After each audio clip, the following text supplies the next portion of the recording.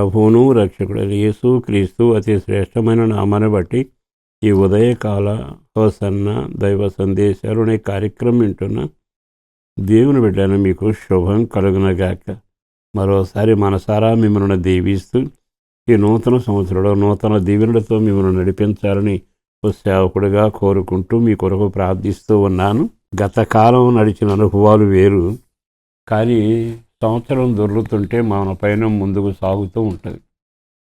ఒకసారి ఈ మాటలన్నీ విన్న తర్వాత మనకు ఒక ఆలోచన కలగాలి. గత కాలం నడిచాం, దాంట్లో ఇరుకు ఇబ్బంది సమస్య అన్నీ వచ్చాయి, కానీ ఈ సంవత్సరం లేఖనాల ప్రకారం ఇంకా కొంచెం ముందుకు ప్రభువు నడిపించబోతామన్నాడు. ఆయన ఎలా నడిపిస్తాడు అని అంటే దానికి చక్కని వాగ్దానం కనబడుతుంది. కీర్తనకారుడు రాసిన 18వ కీర్తనలో 19వ వాక్యం ఇలా రాయబడి ఉంది: విశాలమైన స్థలములకు ఆయన నన్ను తోడుకొని వచ్చాను.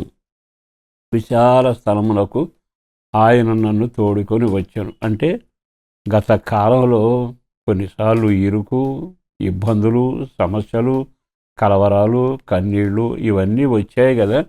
కానీ ఈ సంవత్సరం ప్రారంభంలోనే నిన్ను ప్రేమించిన దేవుడు అంటున్నాడు, నిత్యముగా వీరిని విశాలమైన స్థలానికి తోడుకుని వెళ్ళాలని కోరుకుంటే అనుభవించిన కీర్తనాకారుడు అంటాడు, విశాల స్థలములకు నన్ను తోడుకొని వచ్చాను. ఈ సంవత్సరం దయా కిరీటం, ఈ సంవత్సరం కృపగలిగింది, ఈ సంవత్సరం దేవుడి ద్వారా నీవు ఆశీర్వదించబడతావు.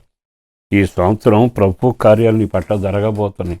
విశాలత అంటే ఇరుకును ఇబ్బందులను సమస్యలను తొలగిస్తూ ఆయనను విశాలంలోనికి తోడుకొని వచ్చాడే ఆ దేవుడే ఈ సంవత్సరం కూడా ఆ విధమైన కార్యాలు చేయబోతున్నాడు. దానికి ఇంకొక మాట నేను మీతో చెబుతాను. అదేమిటంటే, మనం ఇరుకులో ఇబ్బందుల్లో ఆయన వైపు చూసి ఒకటి విడిపించమని కోరుకోవాలి, రెండవది నాకు నేను విడుదల పొందలేనయ్యా అని భారం యేసు మీద మోపాలి.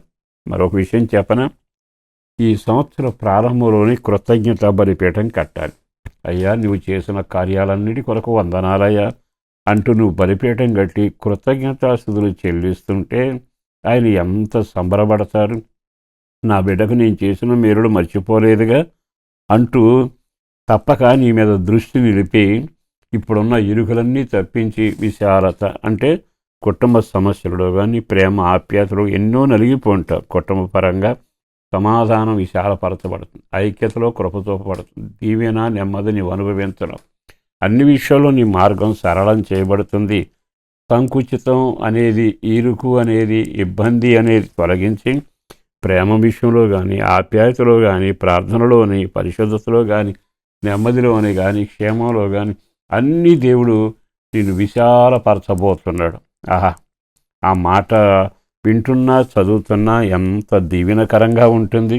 నా దేవుడు ఎందుకు మిమ్మల్ని ఇంకా ప్రేమిస్తున్నాడు. సహోదరులారా సహోదరులారా, నేను మనసారా మీ కొరకు ప్రార్థన చేస్తూ స్తుతులు చెల్లిస్తున్నాను.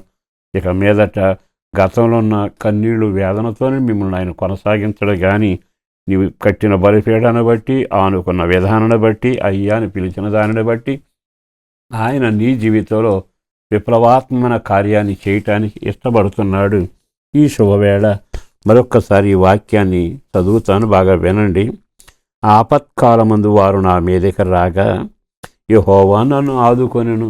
చాలా బాగుందిగా, యెహోవా నన్ను ఆదుకొనెను, యెహోవా నన్ను ఆదుకొనెను.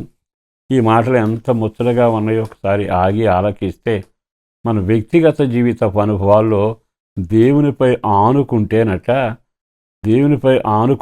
ఆయన చేసే ఘనకార్యాలు కొల్లలుగా ఉంటుంది.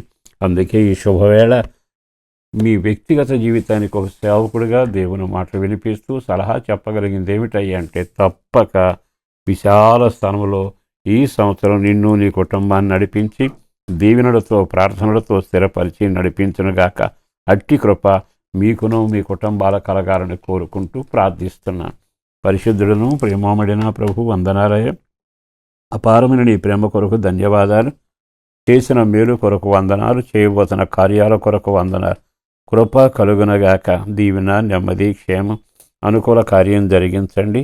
కుటుంబానికి క్షేమం, బిడ్డలకు భవిష్యత్తు, ఆధ్యాత్మిక ఎదుగుదల, ప్రార్థనా జీవితం అందరికీ రక్షణ కలగాలి, పెద్దలకు ఆరోగ్యం కలగాలి, పిల్లల క్షేమం కొరకు ఈ సంవత్సరం మరింత నీకు సమీపంగా ఉండి బిడ్డలు అంతకంతకు వర్ధిల్లగలుగునట్లుగా ఆరోగ్యపరంగా కూడా క్షేమాన్ని కలుగచ్చు. ఆర్థిక పరిస్థితులను మెరుగుపరచండి, ప్రార్థనా సహవాసంలో పెంచండి, రాకడ కొరకు ఆయత్తపరచండి.